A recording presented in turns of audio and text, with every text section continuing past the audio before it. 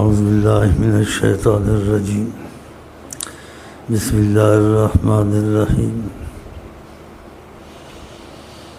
یا ایہا المزمل قم اللیل الا قلیلا نصفہ او انقص منہ قلیلا او زد علیہ ورتل القرآن ترتیلا انا سنلقی علیک قولا ثقیلا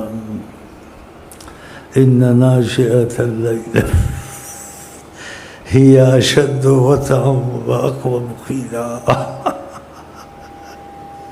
ان ناشئة الليل. ہم لوگ ایسے ہو نہیں سکتے نا.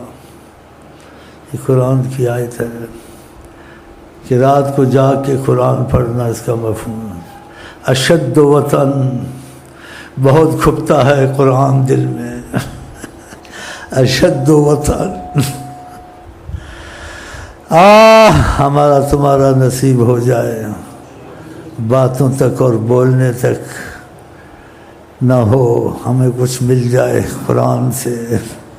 قرآن کی بہت تعریف کی ہے حضرت محمد مصطفیٰ نے، اور خدا نے بھی کہا جو قرآن زیادہ پڑھتا ہے، حدیث کے مفہوم میں ہے، سائلین کو میں اتنا نہیں دیتا ہوں جو بغیر سوال کے اتنا جن کو دیتا ہوں. خدا توفیق دے کہ ہم ہمیشہ پڑھتے رہیں. رواج کے طور سے نہیں، مناسبات ہوئی تو پڑھ لیا، اور ایسے جیسے تہوار ہوا پڑھ لیا آگے پیچھے. مجھے کہتے میں خود بے عمل ہوں، اس سے پوچھو کرتا ہے. پھر بھی برکت سے خالی نہیں ہے، کبھی بھی پڑھ لیا، لیکن جیسا فائدہ اٹھانا چاہیے تھا ایسا نہ اٹھایا نا.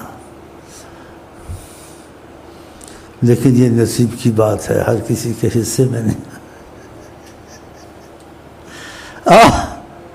خدا سے متکلم قرآن والا، اور آپ سچ مانیں یا جھوٹ مانیں،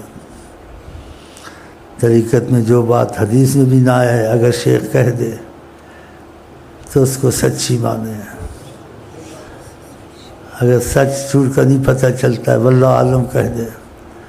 جو قرآن زیادہ پڑھتا ہے نبی کریم اس کی طرف بار بار دیکھتے ہیں.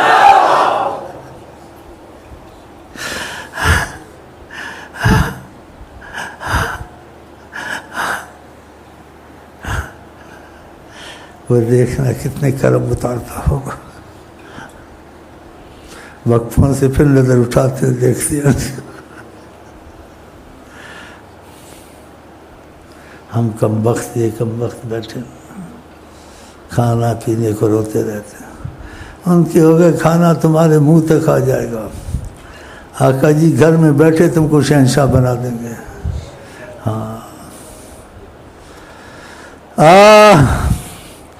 اعوذ باللہ من الشیطان الرجیم بسم اللہ الرحمن الرحیم یاسین والقرآن الحکیم انک لمن المرسلین. اب دیکھو اس آیت کو کیسا سوچیں. اس پکے قرآن کی قسم اللہ تعالیٰ کھاتے ہیں کہ آپ ہمارے بھیجے ہوئے ہیں.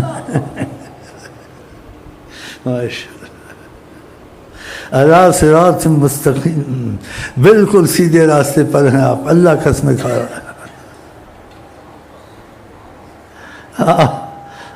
ماشاء اللہ. اور پھر ایک بڑی بات، سارا قرآن کیسے اللہ کی آقا جی کی بات چیت، پھر کیسا زبردست کلام اور کیسی زبردست عظمت محمد صلی اللہ علیہ وسلم. سبحان اللہ. اعوذ باللہ من الشیطان الرجیم بسم اللہ الرحمن الرحیم. کہاں سے سناؤں آپ کو اور کیسے مفہوم سمجھاؤں جب تک کہ وہ دل میں نہ اتارے. کانوں تک تو سب کے ہوتا ہے، دل میں قسمت سے اترتا.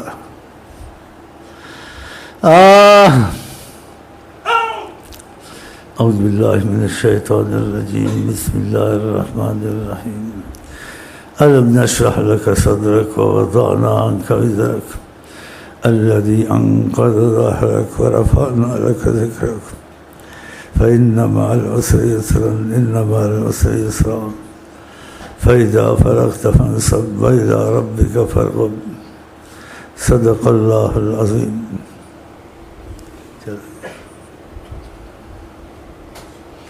شاید کا خیر سمجھے گا. فإذا فرغت فانصب وإلى ربك. جب باپ اشغال سے تبلیغ سے خالی ہو جائیں پھر میری طرف راغب ہوں کہ میں تم کو چاہتا ہوں. وإلى ربك فارغب فإذا فرغت فانصب وإلى ربك. کتنی محبت ہے. جب آپ فارغ ہو جائیں پھر ہماری طرف رخ کریں کہ ہم تمہاری طرف رخ کیے ہوئے ہیں. وإلى ربك فارغب. اللہ ہم کو بھی ایسا کر دے.